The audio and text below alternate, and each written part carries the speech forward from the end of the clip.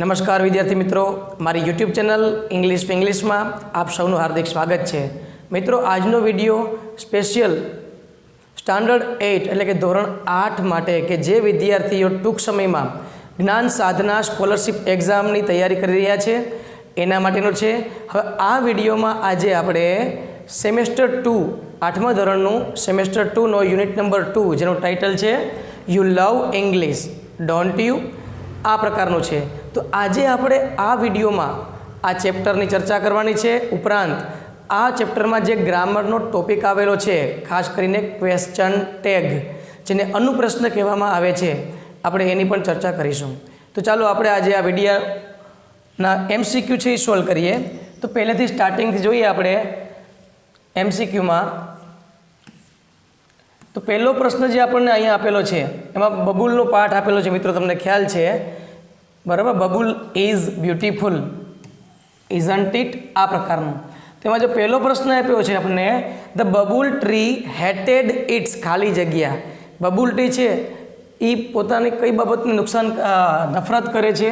તો બ્રાન્ચીસને કરે, લીવ્સને, થોર્સને, ટ્રંકને. તો એને આ બધી વસ્તુ ગમતી નથી, પણ વધારે નફરત કરતું હતું એ થોર્ન્સ, એટલે ઓપ્શન સી આવે. ત્યારબાદ બીજો પ્રશ્ન છે, ધ બબુલ ટ્રી હેડ ખાલી જગ્યા બ્રાન્ચીસ, એની જે ડાળીઓ હતી એ કેવી હતી? તો આપણને ખ્યાલ છે ઓપ્શન એ આવે, સ્ટ્રેટ. ત્યાર પછી ત્રીજો પ્રશ્ન, ધ બબુલ ટ્રીઝ લીવ્સ વેર, બબુલ ટ્રીના જે પાંદડા હતા એ કેવા હતા?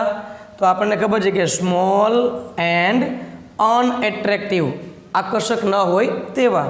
ચોથો પ્રશ્ન, ધ બબુલ ટ્રી હેડ ખાલી જગ્યા at the base of each leaf, દરેક પાંદડાને છેડે બબુલ ટ્રીમાં શું હતું? તો કે લોંગ વ્હાઇટ થોર્ન, એટલે કે ઓપ્શન બી આવે. ત્યાર પછી 5 નંબરનો પ્રશ્ન જોઈએ આપણે શું કહેવા માગે છે. પ્રશ્ન number 5, which word means very good?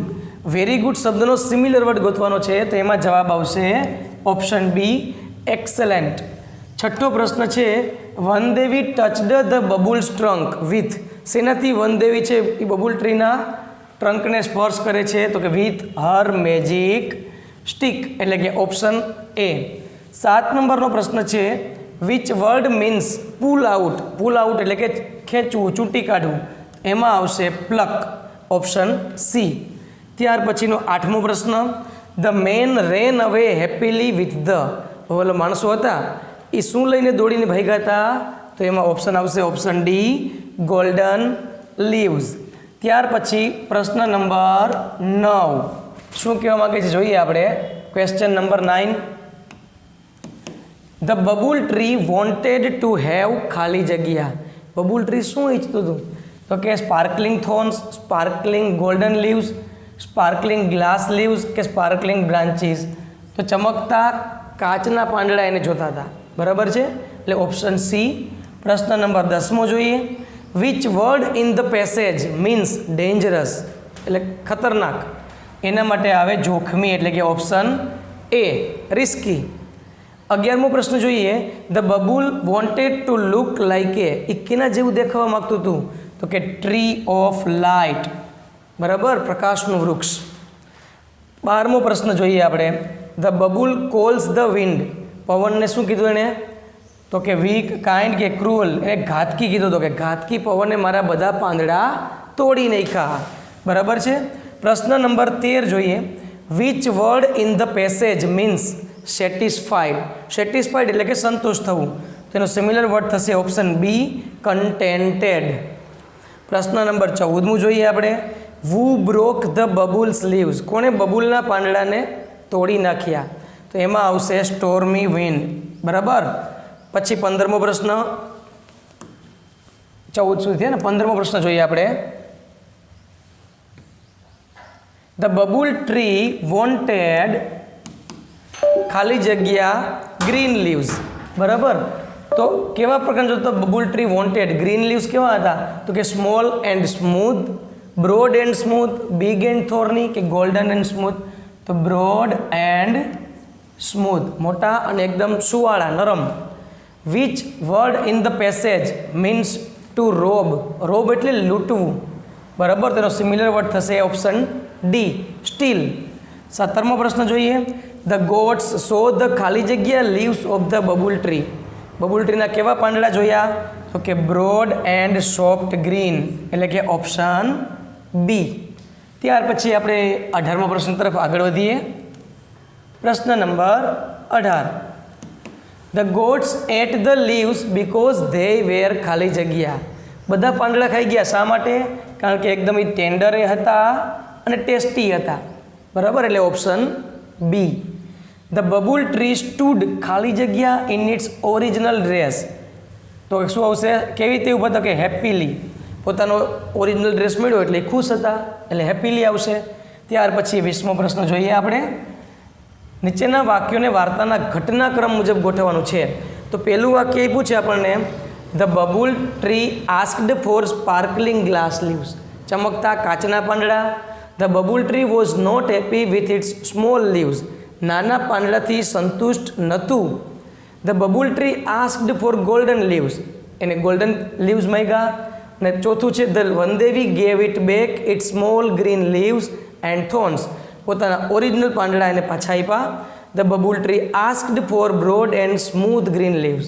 તો સૌથી પહેલું વાક્ય મિત્રો આવશે આ. બરાબર, એ ખુશ નહોતું, પછી એને સોનાના પાંદડા માંગ્યા. બરાબર, એટલે એમાં આવશે ગોલ્ડન લીવ્સ વાળું, એટલે કે બીજું વાક્ય આપણું આ થશે. ત્યાર પછી એણે માંગ્યું હતું કાચના પાંદડા, એટલે ત્રીજું વાક્ય આ થશે. ત્યાર પછી કૂણા પાંદડા અને છેલ્લે આવશે આ. એટલે કે 2, 3, 2, 3 વાળું એક જ છે, એટલે આ જ ફાઇનલ થઈ ગયો. 2, 3, 1, 5, 4, એટલે ઓપ્શન બી છે ને એ આપણો સાચો છે. સ્ટોરી સાંભળ્યું તો આવડી જાય. હવે સૌથી અગત્યનું ચેપ્ટર આવ્યું મિત્રો, ખાસ જે સમજવા જેવું છે, ક્વેશ્ચન ટેગ, જેને ગુજરાતીમાં કહેવામાં આવે છે અનુપ્રશ્ન. હવે આમાં નિયમ કેવો હોય છે? તો કે જો વાક્ય હકાર હોય ને તો આપણો ક્વેશ્ચન ટેગ છે ને એ નકાર આવે, અને વાક્ય નકાર હોય તો આપણો ક્વેશ્ચન ટેગ હકાર આવે. બરાબર. અને બીજી વસ્તુ, જ્યારે જવાબ નકાર આવે ને તો ખાસ યાદ રાખવાનું કે એમાં નકારનું ટૂંકું રૂપ મૂકવામાં આવે છે, જે ભૂલવાનું નહીં. બીજી એક વસ્તુ અગત્યની અહીંયા આપી છે કે આઈ એમ આપ્યું હોય, ખાસ યાદ રાખજો, પરીક્ષામાં ભૂલ ખવડાવવા માટે આ પ્રકારના પ્રશ્ન પૂછી શકે કે આઈ એમ નોટ સ્વિમિંગ, તો એનું એમ આઈ થાય. પરંતુ આઈ એમ સ્વિમિંગ આપ્યું હોય તો એમ નોટનું ટૂંકું રૂપ એમન્ટ નહીં, પરંતુ તમારે શું મૂકવું પડે?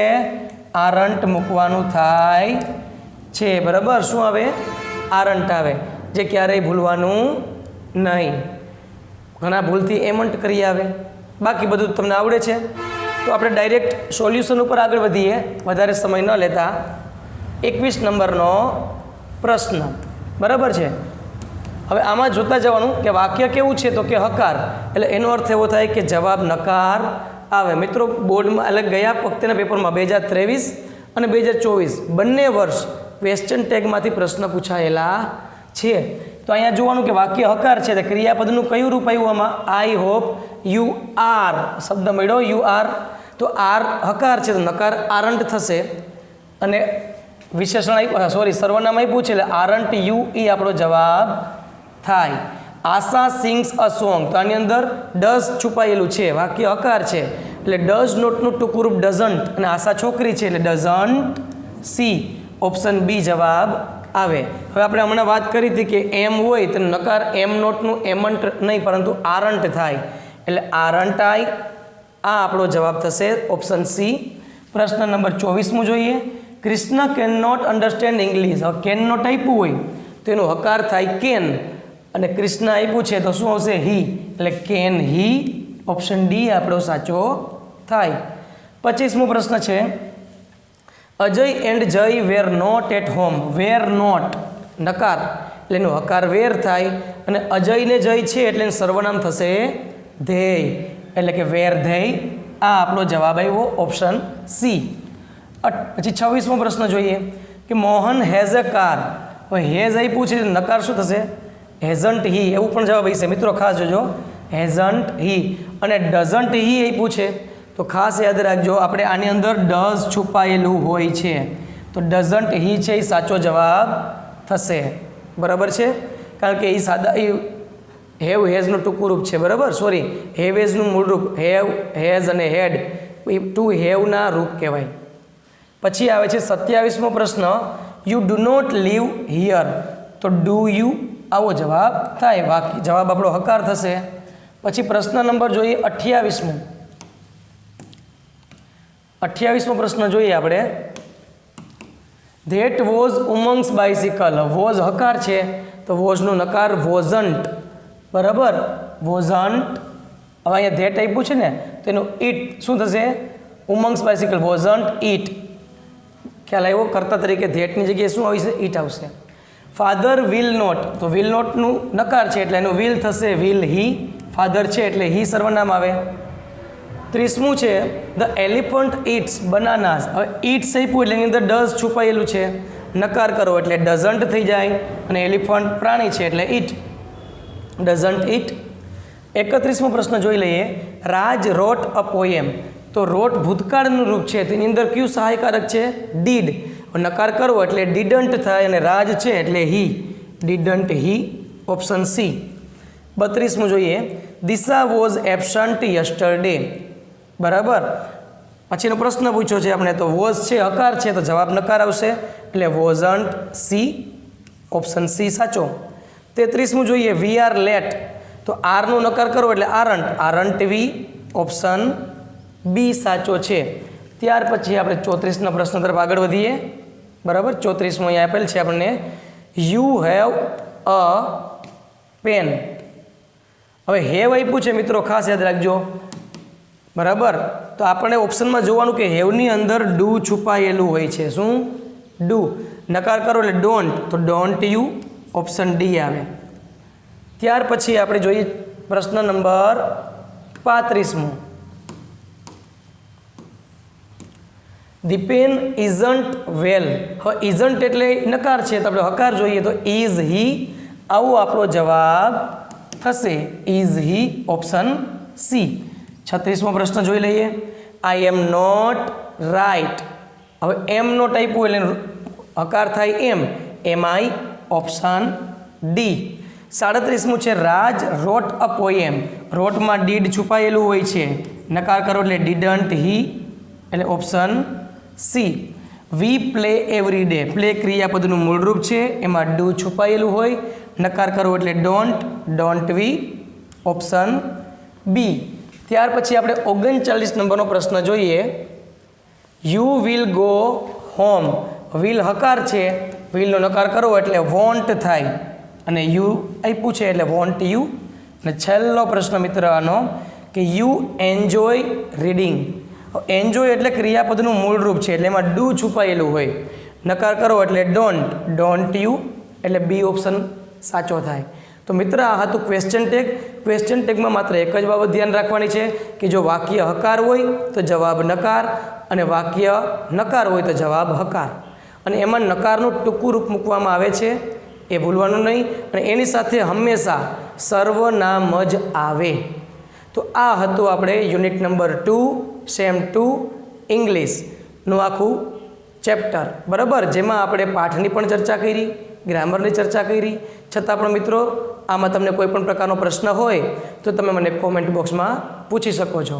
આશા છે કે તમને આ વિડીયો ખૂબ પસંદ આવ્યો હશે. મિત્રો જો આ વિડીયો ગમ્યો હોય તો તમારા તમામ ગ્રુપમાં એને લાઈક કહેજો કે લાઈક કરે, શેર કરે અને સબસ્ક્રાઈબ કરે. અસ્તુ. જય હિન્દ, જય ભારત.